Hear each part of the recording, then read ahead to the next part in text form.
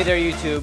One of the most challenging aspects of Conan Exiles base building is the fact that you need to protect so many large buildings. You're going to need a shrine, a wheel of pain, crafting benches. Furnaces and blacksmith benches craft items so slowly that you'll probably want several of both of those. I'm very pleased to bring you Wandering Wizard's complete clan base, with room for everything you need to be competitive. Here's the foundation layout. Later in this video, I'll show you a run through in a program called Fortified that will show you exactly how to build a base, step by step. Here's the layout of where your important buildings can go. Each empty square has lots of space for your important structures. You have a vault in the center to keep your high value loot safe. One square has a wheel of pain, the other two squares house your crafting benches, furnaces, and tanneries. There's room for multiple copies of the structures that you decide you'll use the most. You'll notice on the screen here that one square has not been constructed yet. This will be for your religious building. You can choose whichever one you prefer. It doesn't matter for the other parts of the base whether you place the foundations or the buildings first. For the religious building though, you must place the building first, and then place the foundations around it, or the building will not be able to fit in the 5x5 square. Complete one side of the square, then place the religious building next to it centered along the wall, and then complete the foundations for the 5x5 square around it afterwards. Unfortunately, at the time I'm making this video, there is currently a bug in the game that prevents religious buildings from being placed anywhere at all. And so just pretend I placed a shrine and it will work when the bug is fixed. Now let me take you on a run through of the base.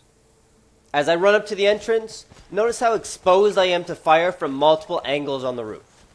As soon as an enemy runs toward the door here, they can be hit from both sides and from behind. Through the entrance here, you'll immediately see the vault sticking out through a couple of empty doorways. The vault is a very interesting design feature of Conan Exiles. They're actually relatively obtainable cost-wise. Yes, they are expensive, but very much within the budget for a clan. Vaults also take something like 40 explosive jars to destroy, and they do have a fairly large storage capacity. Even if you do get raided, the enemy might not have enough explosives to destroy your vault. As I walk through the bottom floor and show you the crafting rooms, notice how easy it is to get around this base. Also, notice again that I have space for more than one of each bench to speed up crafting.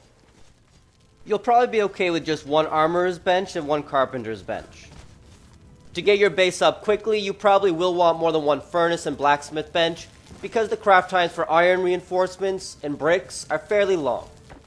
If you want more information about what you need to craft to unlock Tier 2 building sections, check out my starting guide. This last room here should be the shrine room, if the shrines weren't bugged at the moment. Now let me take you up to the third floor. The third floor of this base contains 4 main loot rooms, to store all of your items that are not valuable enough to go into the vault. If you want extra protection, you can destroy all of the stairs leading up to the third floor before you go offline, to make it so raiders can't get up to your loot. Currently, there is no good way to counter this tactic, which means that an enemy might have to just foundation wipe you if they really want to destroy your base. Each of the 4 loot rooms are divided into 6 1x1 mini rooms. Since your loot will be split up, raiders will have a very hard time getting all of it.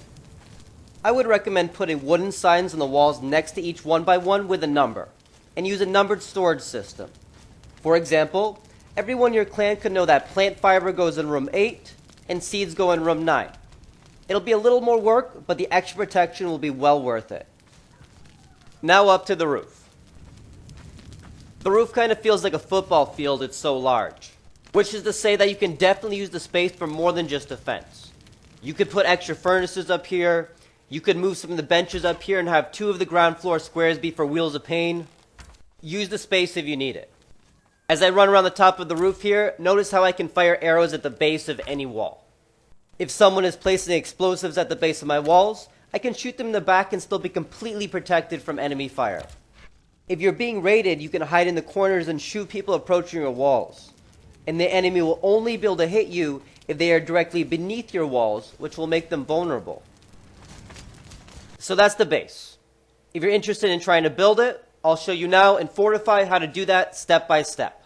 Fortify was originally designed for Rust, but the building pieces are almost exactly the same, except the stairs, which will be different. If you're trying to build this base, this will be the easiest way to do it.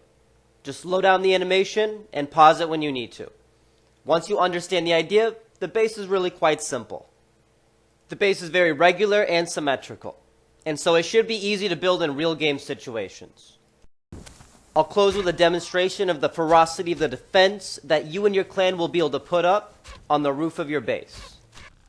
I'm approaching the base with a shield and God mode on, so that I can show you the angles of fire. As I run up, I want you to notice that I'm going to be surprised by two archers that are hiding in the corner overhangs overlooking the front door. If you're being raided by a group that outnumbers you, you can wait until they approach your walls and then hit them in the back.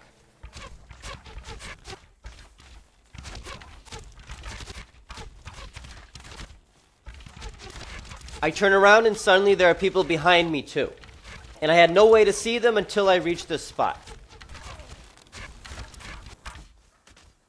Just for fun, take that. Explosives are still bugged, and so there's not really much point in doing a raid test. Regardless, since there's no good way to move up through a base, raiders are probably going to have to foundation wipe you or summon a god. Thank you so much for watching. If you like what you saw, make sure to subscribe and check out some of my other videos.